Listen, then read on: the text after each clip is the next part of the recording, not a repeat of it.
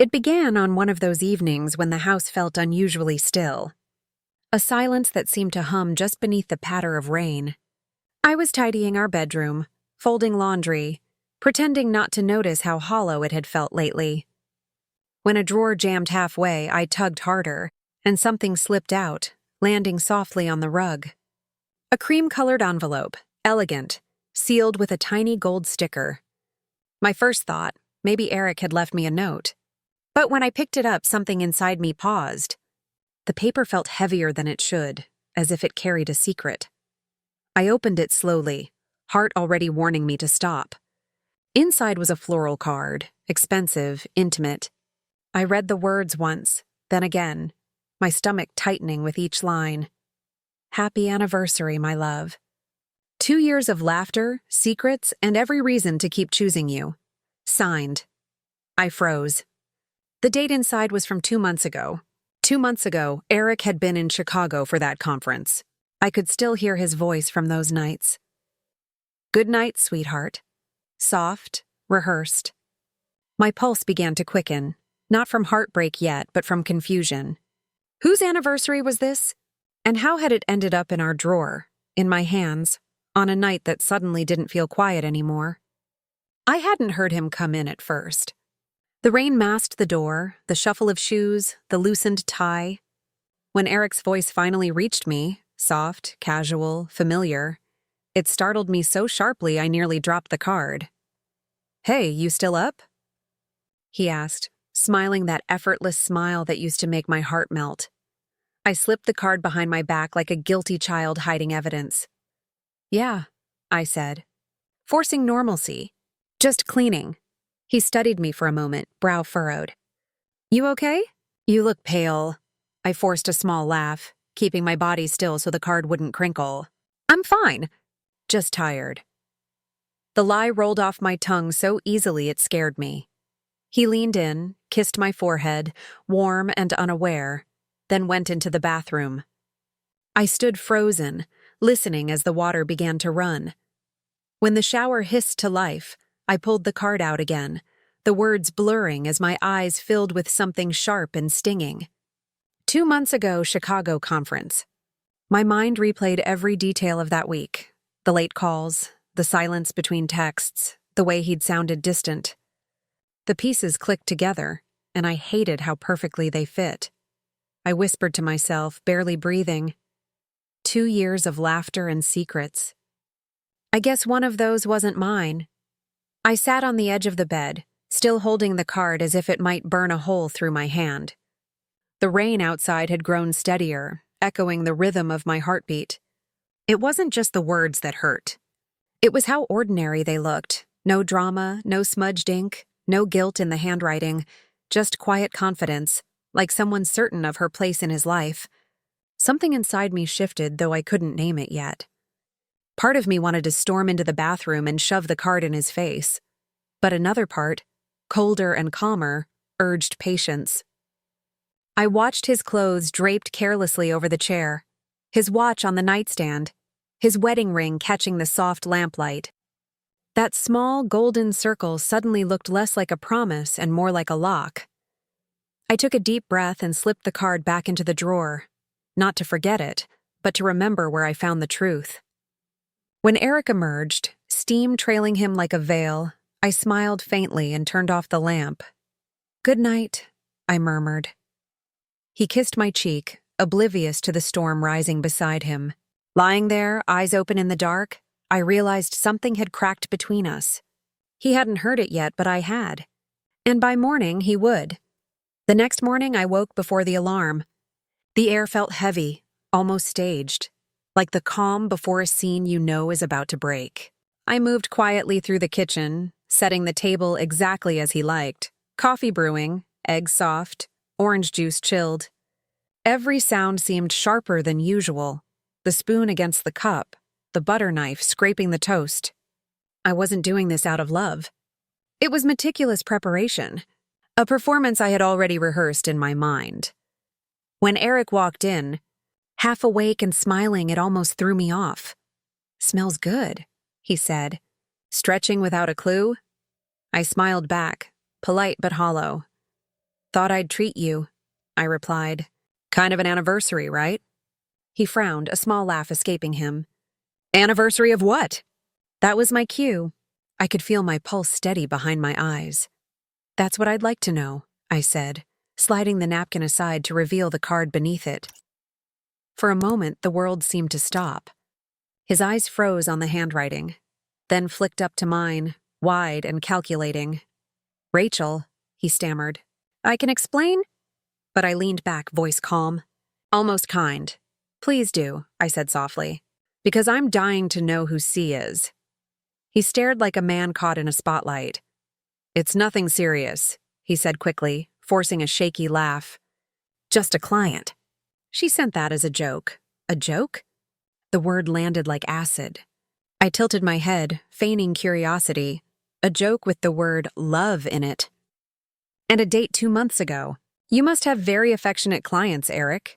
The silence that followed was almost elegant. He couldn't escape it fast enough.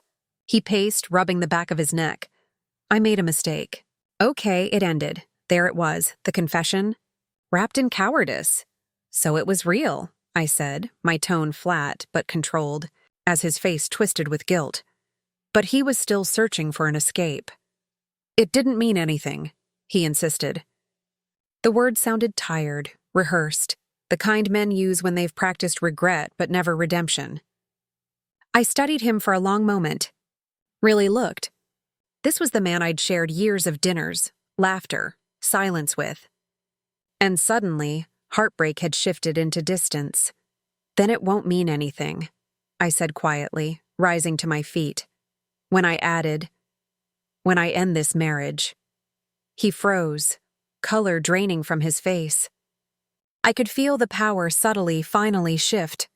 For the first time in months, I didn't feel small. I felt steady. He opened his mouth, then closed it like his excuses had run dry. Rachel, he said, voice cracking between anger and pleading. You don't understand. I raised my hand slightly, not to silence him, but to draw the line that should have been there long ago. I understand perfectly, I said. You had a life inside our marriage that I didn't know existed, and now you get to live with it, not hide behind it. The quiet that followed was heavier than any scream.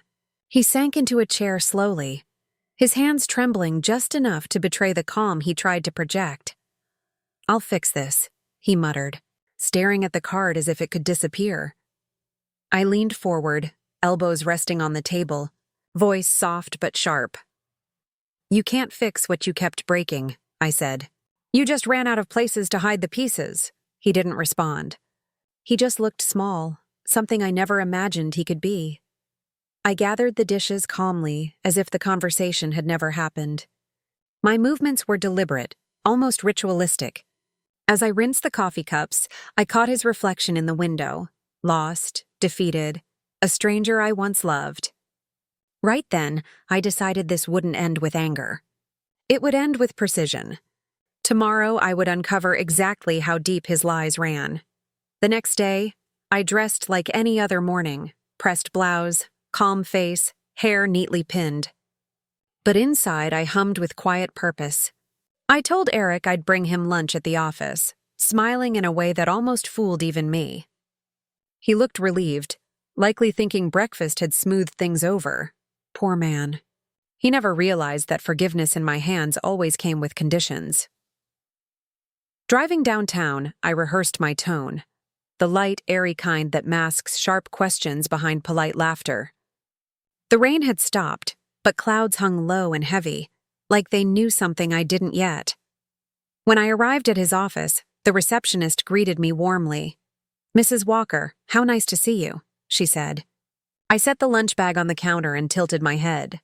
Is Christine here today? Her brows lifted, the name clearly catching her off guard. Christine from the Chicago branch? She just transferred here last month. My smile didn't waver, but inside my stomach twisted. Really? I asked, keeping my voice casual. Small world. I thanked her and walked away, my pulse drumming with every step. Now I had a name, Christine. The mysterious figure from the card finally had a face. Back in my car, I sat for a moment, fingers resting on the steering wheel, pretending to breathe normally. I could have screamed. Instead, I opened my phone and searched her name, Christine. LinkedIn was too polished, too corporate. But Instagram, that's where the truth lived. I scrolled through filtered smiles and champagne glasses until one photo stopped me cold. Eric and her at a restaurant, his arm draped over her chair, both glowing under dim light. The caption read, "Celebrating something special." The date matched the one on the card. I stared at it, throat tightening. 2 months ago, he had been in Chicago, texting me goodnight between meetings. I'd believed him. I'd even wished him luck that morning. The memory stung like salt in a fresh wound. I zoomed in on the picture, his watch, the same one resting on our nightstand. There was no denying it. I wanted to cry, but the tears wouldn't come. Instead, a strange calm washed over me, one that scared me a little. I wasn't just hurt anymore. I was awake. I saved the photo, locked my phone, and whispered to myself, "You celebrated an anniversary with her. Eric, now I'll decide how we celebrate yours." That thought alone steadied my breathing. For the first time since finding that card, I wasn't powerless. I was planning. That evening, Eric came home humming, casual as ever, tossing his briefcase onto the couch. He kissed my cheek, lips brushing the same skin that had burned with betrayal hours earlier. "Long day," he sighed, loosening his tie. I smiled just enough to keep the mask in place. "I can imagine," I said softly. "You must be exhausted." He didn't notice the double edge in my voice. Or maybe he did and chose not to confront it. Cowards always choose comfort over truth. After dinner, he fell asleep on the sofa, the TV flickering across his face like a man suspended between two lives. I watched quietly, memorizing every detail, the way his hand twitched in dreams, the faint smile that once meant safety.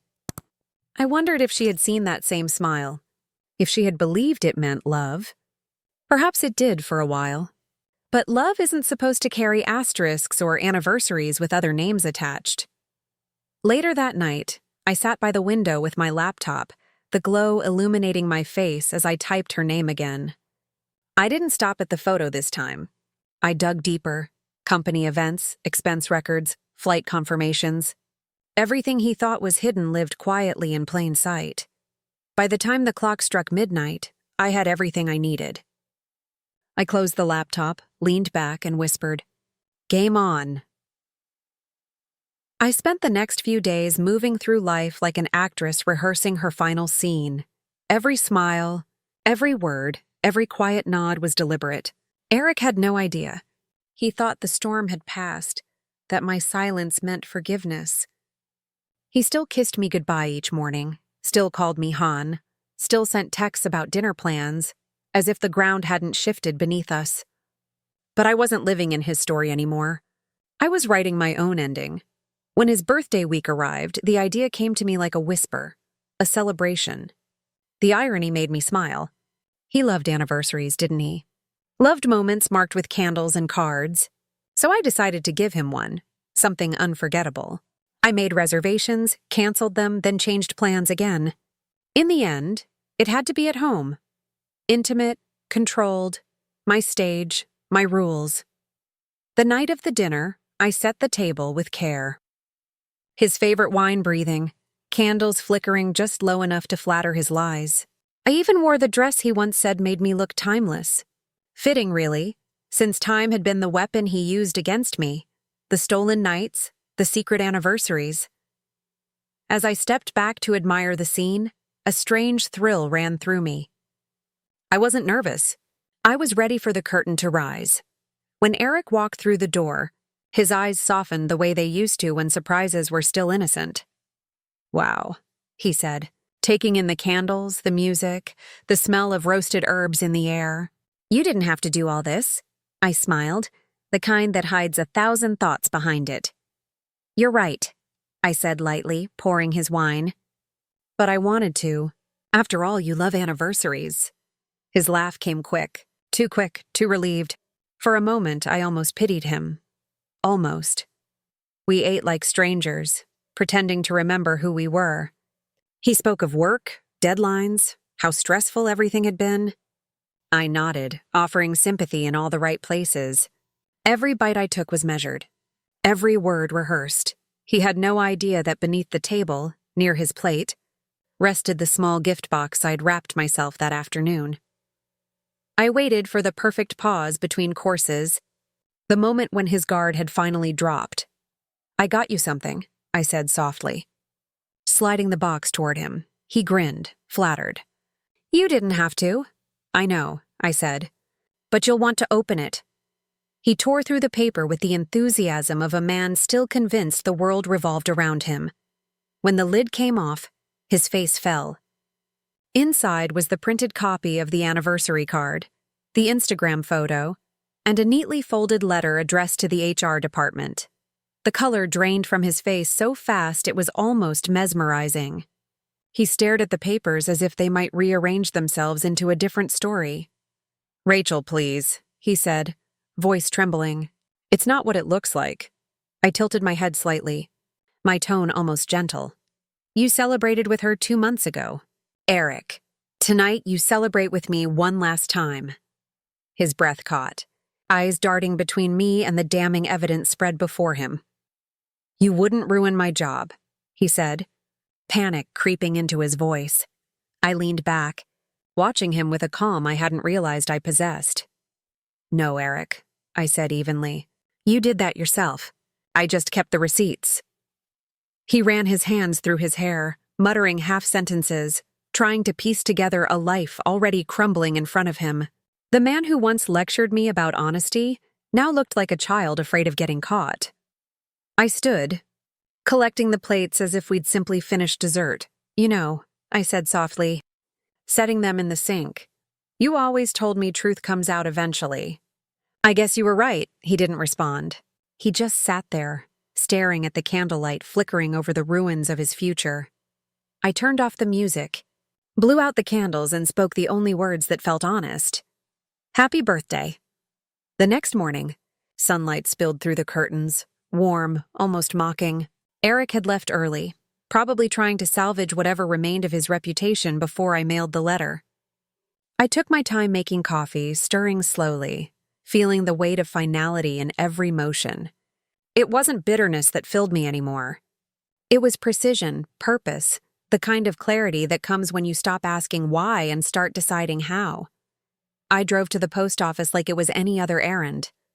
No trembling hands, no hesitation, just a sealed envelope addressed to HR with proof of everything he thought he'd buried.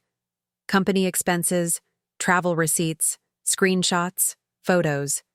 Every lie stamped with a time and date. I had saved them all. As I slid the envelope into the slot, I whispered, "This isn't revenge." "Eric, it's balance." The sound of it dropping echoed through me like a door closing softly behind my past. By the time I returned home, his toothbrush was gone. A few drawers emptied. I smiled faintly. Cowards always pack light when guilt grows heavy. I brewed another cup of coffee for myself, sat by the window, and watched the wind move the curtains. For the first time in years, the silence didn't ache. It breathed. 3 days later, I got the call. A soft, nervous voice from Eric's company informed me that an internal investigation had begun. "We may need your cooperation." "Mrs. Walker," she said politely. I smiled into the receiver, though she couldn't see it. "Of course," I replied. "I'm happy to help uncover the truth." The irony wasn't lost on me. For years I had lived with half-truths and polite lies. Now the truth worked for me. That night, Eric called. His tone was a mixture of fury and disbelief. "You destroyed me," he said, voice trembling. I took a slow breath, looking out at the quiet street from my sister's guest house. "No," I said softly. "I revealed you. There's a difference." The silence on the other end stretched, heavy, accusing. "We can fix this," he said finally, voice small. I almost laughed. "You already did," I replied, "just not with me." When I hung up, I realized I wasn't shaking. No rush of triumph, no guilt, no fear, just stillness. Peace has a strange sound when you've forgotten what it feels like. It doesn't roar. It hums. I turned off my phone, poured a glass of wine, and toasted to something I hadn't celebrated in years. Freedom earned on my own terms. Within a week, the news spread quietly through Eric's company. Office whispers, awkward glances, polite silences.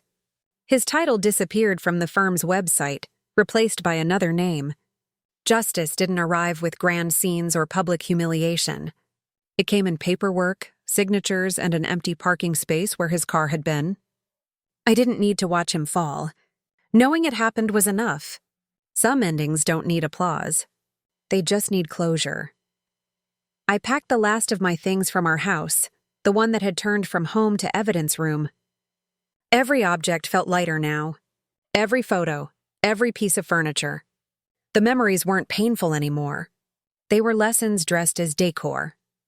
As I locked the door for the last time, I whispered a quiet goodbye, not to him, but to the woman who once waited for love that never showed up. That night, I slept in my sister's guest house. No wedding ring on my hand, no ghosts in the hallway. For the first time, my dreams didn't circle back to him. They belonged to me. The next morning, I woke early, opened the window, and let the sunlight in. It didn't feel like a new day. It felt like a new life stretching its arms. 6 months later, I found myself sitting by the window of a small downtown cafe, the kind that always smells like roasted beans and second chances. I had my journal open, pages filled with healing, reflections, small victories. Outside, the city moved at its usual rhythm. Inside, time felt softer. I glanced at the date written in the corner of the page and smiled. The same date printed inside that curse card. Only now it didn't sting. It shimmered. Laura walked in, brushing the rain off her coat, waving at me. "You're glowing," she said, grinning as she sat down. I laughed, shaking my head. Am I? Maybe it's just the caffeine, or that today feels lighter. She raised an eyebrow. Special occasion? I sipped my coffee, savoring the warmth that didn't depend on anyone else. Kind of, I said. It's an anniversary. Her smile widened. Oh, of what? I looked out the window, where raindrops danced on the glass just like that night months ago. The day I stopped celebrating lies, I said simply. Laura reached across the table and squeezed my hand. No words were needed, just understanding. The kind that women like us earn the hard way. The waiter brought a slice of cake, a single candle flickering on top. "For the lady," he said with a smile before walking away. Laura laughed softly. "You told them it was your birthday."